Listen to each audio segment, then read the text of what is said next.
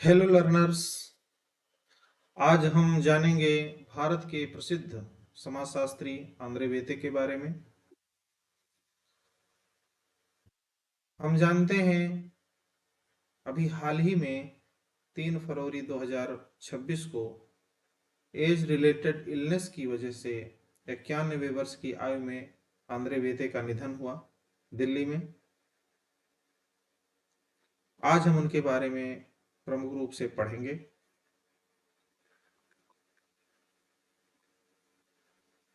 Andre बेते Bharat के प्रसिद्ध समाजशास्त्री हैं।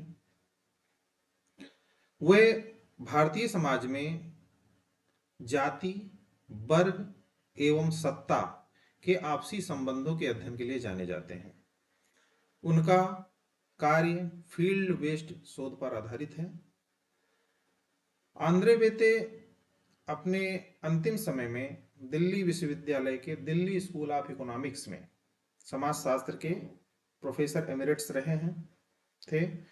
अपने लंबे और प्रतिष्ठित कैरियर में उन्होंने ऑक्सफोर्ड विश्वविद्यालय, कैम्ब्रिज विश्वविद्यालय, शिकागो विश्वविद्यालय और लंदन स्कूल ऑफ इकोनॉमिक्स में भी अध्यापन कार्य किया है। वे कैम्ब्रिज विश्वविद्यालय, London school of economics, Rotterdam के इरस्मस विश्वविद्यालय, बर्कले स्थित कैलिफोर्निया विश्वविद्यालय तथा बर्लिन के इंस्टीट्यूट ऑफ एडवांस स्टडी में समाजशास्त्र के एमिरेट्स प्रोफेसर भी रह चुके हैं। आंद्रे बेते का जन्म पश्चिम बंगाल के चंदन नगर शहर में 30 सितंबर 1934 को हुआ था।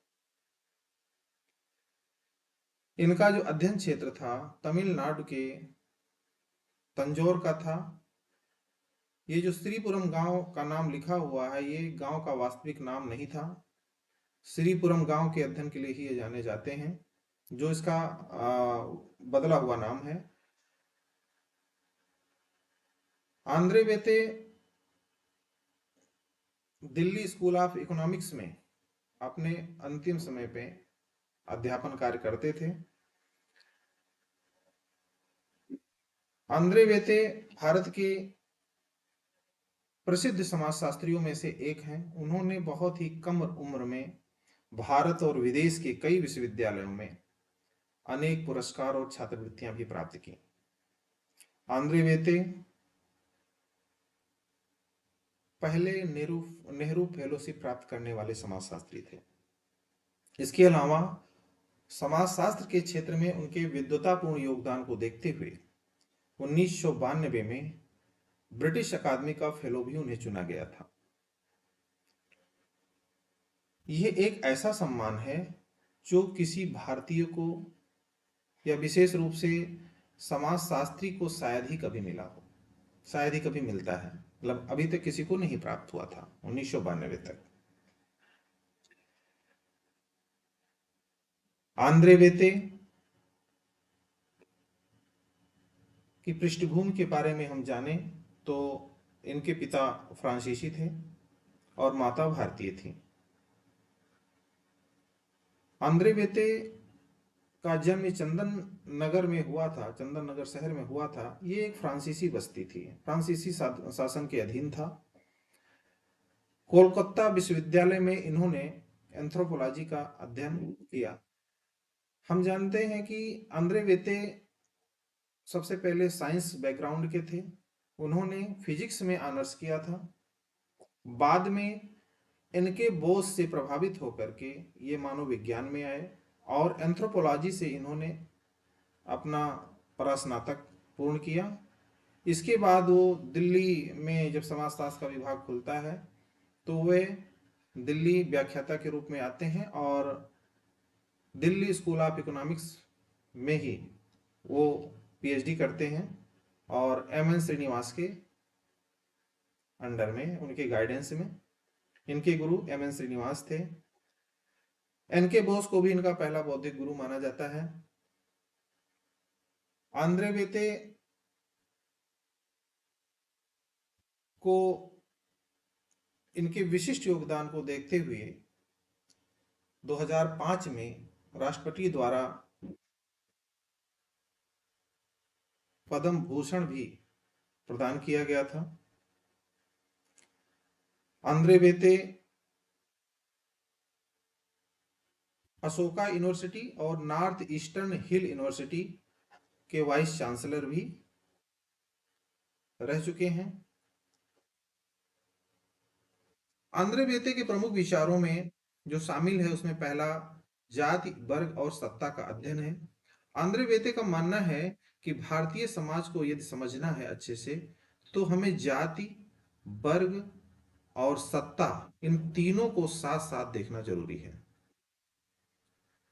उनके जो दूसरे प्रमुख विचार थे वो असमानता पर आधारित थे। असमानता पर उन्होंने अपना जो प्रमुख विचार दिया था वो कहते हैं कि समाज में केवल आर्थिक असमानता नहीं होती है या एक पक्षीय असमानता की बात वो नहीं करते हैं, बल्कि समाज में आर्थिक, सामाजिक और राजनीतिक असमानताएं व्याप्त होती हैं और इन तीनों प्रकार की असमानताओं पर उनका गहन अध्ययन है। आंद्रे बेते परंपरा और आधुनिकता की भी बात करते हैं। वे कहते हैं कि भारतीय समाज में परंपरागत संरचनाएं और आधुनिक मूल्य कैसे टकराते और बदलते हैं, इसका वे अध्ययन करते हैं, इसका विश्लेषण वे करते हैं। अगर हम आंद्रे बेते के समाजशास्त्रीय अध्ययनों के महत्व की बात करें तो आंद्रे बेते ने भारतीय समाजशास्त्र को वैज्ञानिक और तुलनात्मक दृष्टिकोण दिया। उन्होंने कास्ट सेंट्रिक व्यू को चुनौती दी। जैसा कि इंडोलॉजी उपागम में कहा जाता है कि यदि यह सामान्यतया कहा जाता है कि भारतीय समाज को समझना है तो जाति व्यवस्था को समझना हो, तो इसे कास्ट सेंट्रिक व्यू कहते हैं कि जाति के आधार पर ही भारतीय समाज को समझना। उसको ये चुनौती देते हैं और कहते हैं केवल भारत को केवल जाति के आधार पर ही नहीं समझा जा सकता है। इसीलिए वे cast, class and power Bharatiya Samaj के अध्ययन की त्रिआयामी अवधारणा भी देते हैं। आंद्रे बेते ने इनइक्वालिटी को मल्टी डायमेंशनल कहा। उन्होंने कहा असमानता केवल आर्थिक ही नहीं होती है बल्कि राजनीतिक और सामाजिक भी होती है। आंद्रे बेते ने कंपैरेटिव स्टडी को महत्व दिया, तुलनात्मक पद्धति को महत्व दिया। वे कहते हैं कि तुलनात्मक पद्धति से जनरलाइजेशन संभव होता है। उनके जो गुरु थे एम.एन. श्रीनिवास, वो फील्ड स्टडी, उनका जो व्यू था वो फील्ड व्यू था, उसको ये स्वीकार करते हैं। साथ ही साथ उसमें तुलनात्मक पद्धति को भी शामिल करते हैं। आंद्रे बेते ने फील्ड वर्क और थियरी को जोड़कर सोशियोलॉजी को मजबूत किया।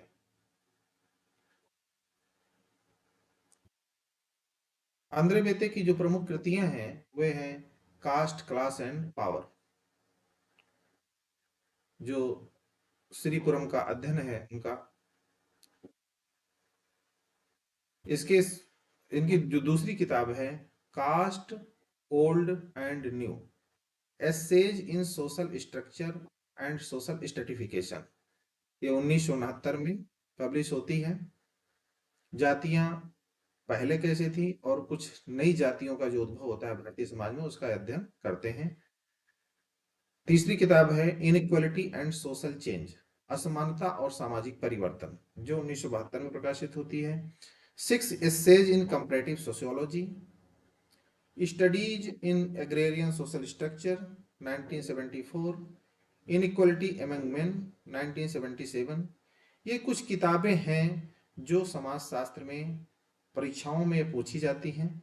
इसमें कुछ प्रमुख हैं जिसको हमें याद रखना जरूरी होता है, जैसे caste, class and power, caste, old and new, 6 essays in comparative sociology, inequality and social change, studies in agrarian social structure, society and politics in India, essays in a comparative perspective 1991 में प्रकाशित होती है। इसके अलावा इनकी social and cultural reproduction of caste, कैंसिफाइड occupation in India, Bharat में जाति, नातेदारी और व्यवसाय का जो सामाजिक सांस्कृतिक पुनरुत्पादन है वो कैसे होता है, इसकी चर्चा वे करते हैं। backward class in contemporary India, antinomies of society, and sociology essay on approach and method. इन सभी किताबों में 6 essays in comparative sociology एक महत्वपूर्ण रचना है जिसमें उन्होंने तुलनात्मक पद्धति का प्रयोग किया है और भारतीय समाज को समझने की कोशिश की है। 6 essays in comparative sociology में आंद्रे बेतई ने तुलनात्मक समाजशास्त्र के माध्यम से भारतीय समाज की संरचना को समझाया है। वह समाज को किसी एक आयाम जैसे केवल जाति से नहीं बल्कि जाति, वर्ग और सत्ता के आपसी संबंधों के रूप में देखते हैं। हम जानते हैं कि आंद्रे वेते का जो अध्ययन है वो बेवेरियन पर्सपेक्टिव से थे। ब्रेवेरियन पर्सपेक्टिव से वो अपना अध्ययन पूर्ण करते हैं,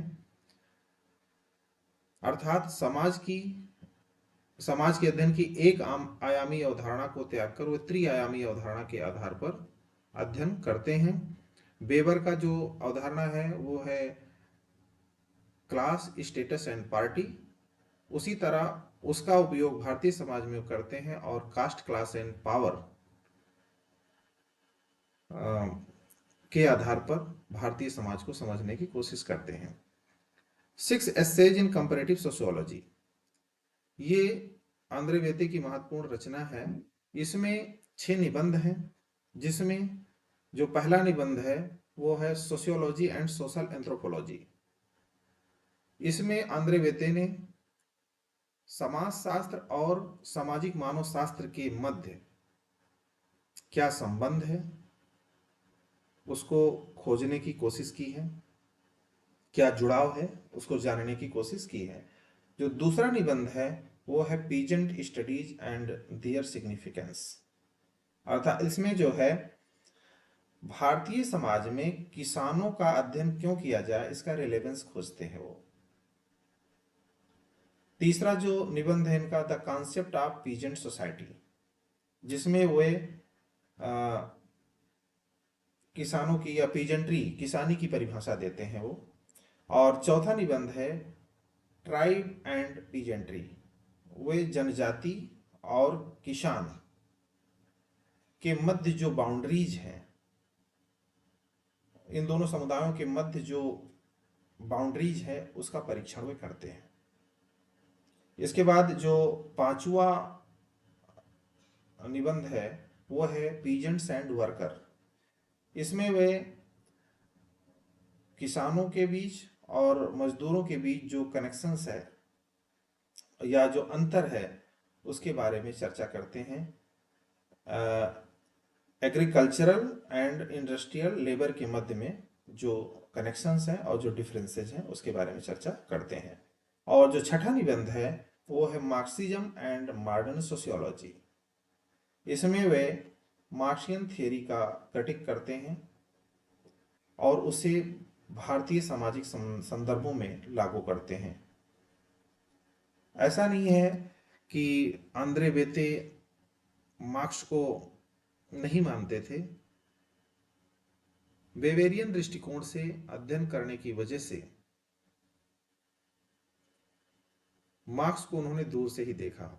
आंद्रे वेते का मुख्य उद्देश्य ये था कि हम विभिन्न समाजों और संरचनाओं की तुलना करके सामाजिक असमानता को समझ सकते हैं। दूसरा उनका प्रमुख उद्देश्य था सैद्धांतिक विचारों को क्षेत्रीय शोध से जोड़ना, अर्थात सिद्धांत प्लस एम्पिरिकल डाटा, सिद्धांत और व्यवहार। तुलनात्मक समाजशास्त्र का जो दृष्टिकोण है उसमें आंद्रे वेते का जो मानना है कि किसी समाज को अलग थलग नहीं बल्कि अन्य समाजों से तुलना में समझना चाहिए। केवल आइडियल टाइप्स नहीं बल्कि वास्तविक सामाजिक संबंध ज्यादा महत्वपूर्ण है। इसकी चर्चा आंद्रे वेते करते हैं। आंद्रे वेते की जो प्रमुख समाजशास्त्रीय देन है उसमें पहला है जाति, वर्ग और सत्ता का संबंध के बारे में चर्चा। भारतीय समाज में जाति पारंपरिक सामाजिक स्थिति तय करती है जिसके आधार पर सामाजिक स्थिरीकरण तय होता है। वर्ग आर्थिक स्थिति से जुड़ा हुआ है। सत्ता राजनीतिक और प्रशासनिक नियंत्रण से संबंधित है। तो बेते कहते हैं कि ये तीनों अलग नहीं हैं बल्कि एक दूसरे को प्रभावित करते हैं।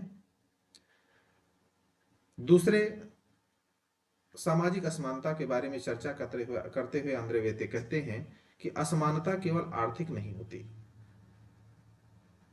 सामाजिक प्रतिष्ठा, अवसर और सत्ता भी असमानता के स्रोत होते हैं। आधुनिकता के बावजूद भी असमानताएं पूरी तरह खत्म नहीं होती, अर्थात ऐसा माना जाता है कि जब आधुनिकता आती है तो समाज में समानता बढ़ती है, लेकिन अंद्रे वेते कहते हैं कि असमानताएं पूरी तरह खत्म नहीं होती, एक नवीन प्रकार की असमानता पैदा हो जाती है आधुनिकता के चलते। परंपरा और आधुनिकता पर चर्चा करते हुए वे कहते हैं कि आधुनिक शिक्षा, नौकरशाही और लोकतंत्र ने समाज में ढेर सारे बदलाव लाए हैं, लेकिन परंपरागत जाति संरचना पूरी तरह से समाप्त नहीं हुई है, अर्थात परंपरा और आधुनिकता साथ साथ चलती हैं। स्तरीकरण पर चर्चा करते हुए आंद्रे वेते कहते हैं कि भारत में ये मल्टी डायमेंशनल है, जाति, वर्ग और सत्ता के आधार पर ही सामाजिक स्तरीकरण को समझा जा सकता है। केवल जाति के आधार पर हम सामाजिक स्तरीकरण को नहीं समझ सकते हैं, वर्ग के आधार पर या अकेले राजनीति के आधार पर। जाति, वर्ग और सत्ता तीनों के आधार पर हम सामाजिक स्तरीकरण को समझ सकते हैं। समाज में ये जो सामाजिक स्तरीकरण है ये कई आधारों पर बनते हैं, इसकी एक आयामी विश्लेषण नहीं किया जा सकता है। आंद्रे वेते तुलनात्मक पद्धति को महत्व देते हैं। वो कहते हैं कि एक ही समाज को अलग अलग समय और स्थानों से तुलना करके समझना चाहिए, तभी सही निष्कर्ष आ सकते हैं। जैसे दो समाजों की तुलना करके ही हम उसमें अंतर जान सकते हैं, किसी निष्कर्ष पर पहुंच सकते हैं। यदि एक समाज की तुलना करनी है तो उसको विभिन्न कालक्रमों में हम तुलना करके देख सकते हैं। वेते कहते हैं कि तुलनात्मक पद्धति से सामान्यीकरण अच्छा होता है और वैज्ञानिक निष्कर्ष संभव होता है। आंद्रे वेते समाजशास्त्र में वस्तुनिष्ठता को विशेष महत्व देते हैं। वे कहते हैं शोधकर्ता को अपने व्यक्तिगत मूल्य अलग रखने चाहिए। समाज का अध्ययन तथ्यों के आधार पर होना चाहिए, न कि भावनाओं पर।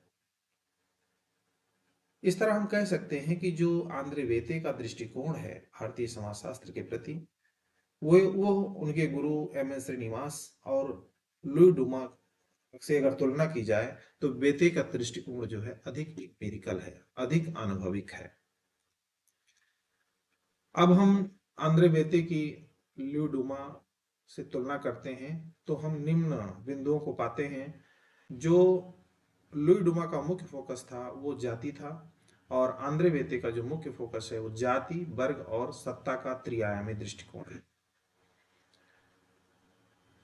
लुई डुमा भारत विद्याशास्त्रीय उपागम से संबंधित है, जबकि आंद्रे वेते इंपीरिकल है प्लस कंपैरेटिव है, अनुभविक दृष्टिकोण और तुलनात्मक दृष्टिकोण। लुई डुमा की समाजशास्त्री देनों का आधार या उनके समाज के अध्ययन का आधार शुद्धता और अशुद्धता का नियम है, जिसके आधार पर वो सामाजिक स्तरीकरण की चर्चा करते हैं। वेते कहते हैं कि हम सामाजिक स्तरीकरण को वास्तविक सामाजिक संबंधों के आधार पर समझ सकते हैं, जो कि हम जाति, वर्ग और सत्ता, कास्ट, क्लास एंड पावर तीनों के आधार पर ही समझ सकते हैं।